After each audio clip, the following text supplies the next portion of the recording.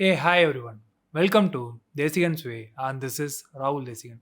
இன்னைக்கு நம்ம financial லிட்ரஸியோட first topic பற்றி பார்க்க போகிறோம். அதுக்கு முன்னாடி ஒரு க்ளூ கொடுக்குறேன். என்ன டாபிக்னு நீங்களே கண்டுபிடிங்க. இதுதான் நம்ம வாழ்க்கையில் இன்னைக்கு அன்றாட தேவையில் இருக்குது. இதுக்காக தான் நம்ம வாழ்க்கையோட முக்காவாசி நேரத்தை நம்ம ஸ்பெண்ட் பண்ணிகிட்டு இருக்கோம். இது இருந்தால் தான் இன்னைக்கு பலருக்கு ஹாப்பினஸே கிடைக்கும். இது இல்லாட்டி இங்கே நிறைய பேர் நடுத்தெருவில் இருப்பாங்க. இதுதான் பல இடத்துல பெரிய டிசைடிங் ஃபேக்டராகவும் இருக்குது. இது என்ன? உங்க ஆன்சர் மணின்னு இருந்தா, நீங்க கண்டுபிடிச்சது கரெக்ட். ஆமா. இன்னைக்கு நம்ம டிஸ்கஸ் பண்ண போற டாபிக் என்னன்னு பார்த்தீங்கன்னா, மணி. வாங்க வீடியோக்குள்ள போலாம். ஃபர்ஸ்ட்டு மணி எப்படி செயல்படுது? அது எப்படி உருவாச்சு? இத பத்தி தான் நம்ம பார்க்க போறோம். இத நான் ஏன்பா பார்க்கணும்? இது நம்ம ஃபினான்ஷியல் லிட்ரஸில இது என்ன அவசியம்னு கேட்குறீங்களா? இது ரொம்ப முக்கியமானதுங்க. ஏன்னா ஒரு பணம் எப்படி செயல்படுதுன்னே தெரியாம, அந்த பணத்த நம்மளால இன்வெஸ்ட் பண்ண முடியாது. அப்பதான் நம்ம ஏன் இன்வெஸ்ட் பண்றோம்? எதுக்கு இன்வெஸ்ட் பண்றோன்றது உங்களுக்கு புரியும். வாங்க பார்க்கலாம்.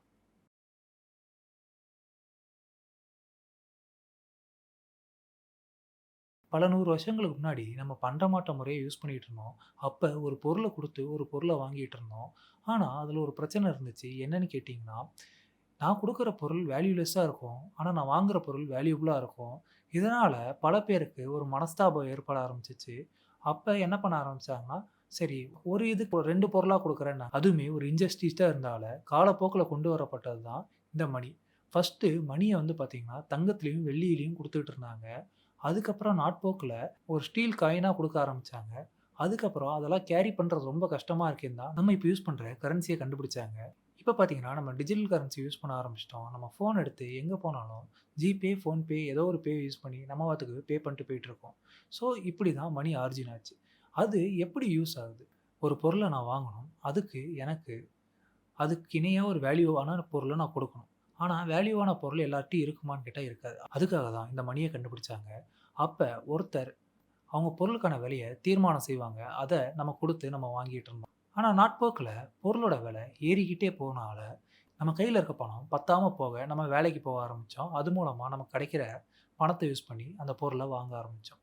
இப்படி தான் பணம் வந்து நம்ம யூஸ் பண்ணிட்டு இருக்கோம். ஆனா, ஏன் ஒரு பொருளோட விலை ஏறிக்கிட்டே போகுதுன்னு யோசிக்கிறீங்களா? அங்க தாங்க இங்க ஒரு பெரிய பிரச்சனையே இருக்கு. ஏன்னா, நாட்போக்குல மணியோட வேல்யூ குறைய ஆரம்பிச்சுச்சு. இந்த மணி எப்படின்னு பார்த்தீங்கன்னா, ஒரு ப்ராமிசரி நோட்.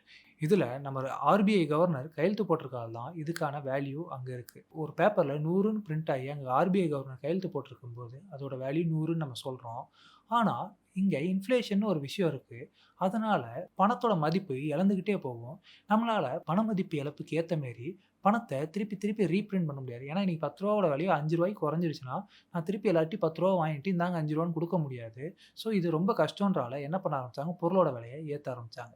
அப்ப என்ன ஆக ஆரம்பிச்சுச்சு, நான் இங்க இன்னைக்கு ரூ. 1000 சம்பாதிக்கிறேன்னா, அந்த ரூ. 1000 வச்சு நான் வாங்க முடிஞ்ச பொருள், அடுத்த இதுலயே ரூ. 1500 ஆயிருக்கும். அப்ப எனக்கு வந்து நான் என்ன ஆகும், நான் இன்னும் சம்பாதித்த சேர்த்து வச்சு அந்த பொருள வாங்குற நிலைமைக்கு நான் தள்ளப்படுறேன்.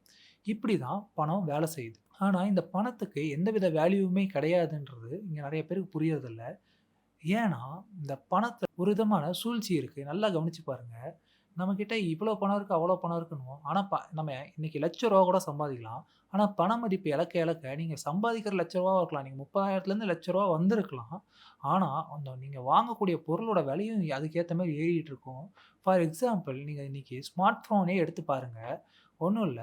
ஒரு ஃபிளாக்ஷிப் ஃபோன் ஆரம்ப காலத்தில பார்த்தீங்கன்னா, வெறும் 20, 30,000ல குடுத்துட்டு இருந்த ஃபிளாக்ஷிப் ஃபோன்ஸ், இன்னைக்கு ஒரு ஃபிளாக்ஷிப் ஃபோன் வாங்குனா உங்களுக்கு ரூ. 1,50,000 வரைக்கும் தள்ளிட்டாங்க அமௌண்ட்ட. அதேமாரி ஒரு தங்கத்தோட விலை ரூ. 6,000லேருந்து இன்னைக்கு கிட்டத்தட்ட ரூ. 9,000 வரைக்கும் ரீச் ஆகுது. ஸோ இப்படியே எல்லா எல்லா பொருளோட விலையும் இந்த அளவுக்கு ஏறிட்டு இருக்கு. பட் சேலரி பார்த்தீங்கன்னா, நீங்க ஒரு 30,000 வாங்கிட்டு இருந்தீங்கன்னா, இப்போ ஒரு 40, 45,000 தான் வாங்க முடியுது.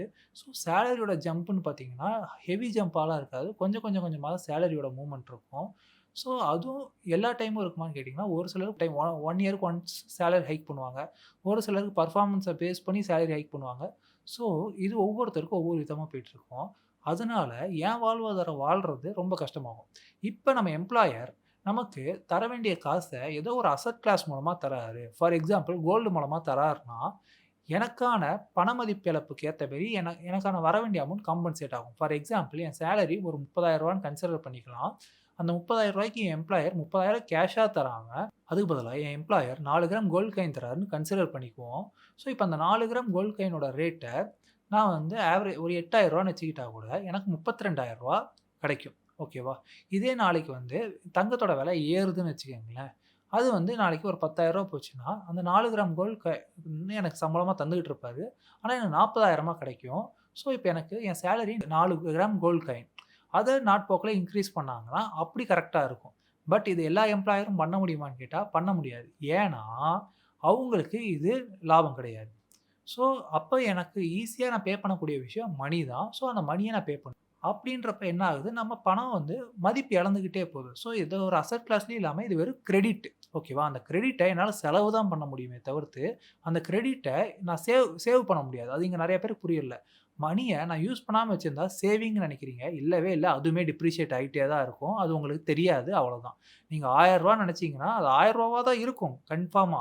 பட் அந்த ரூ. 1000 டிப்ரிஷியேட் ஆனது எப்படி தெரியும்னா, மத்த பொருளோட விலை ஏறி போயிரும். நீங்க ரூ. 1000க்கு வாங்குன பொருளே 1200, 1300 போன பிறகு அந்த ரூ. 1000 கொண்டு போய் குடுத்தீங்கன்னா ஒண்ணும் கிடைக்காது.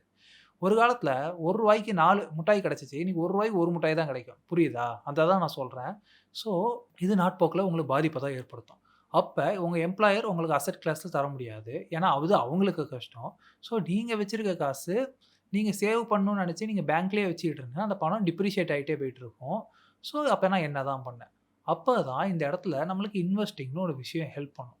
இந்த பணத்த ஓகேவா, உங்க செலவு போக மிச்சம் இருக்க பணத்த நீங்க சேவ் பண்றதோட, இன்வெஸ்ட் பண்றது ஒரு வயசான கால். ஏன்னா, சேவிங்கே இங்க டிப்ரிசியேஷன நோக்கி தான் மூவ் ஆகும்.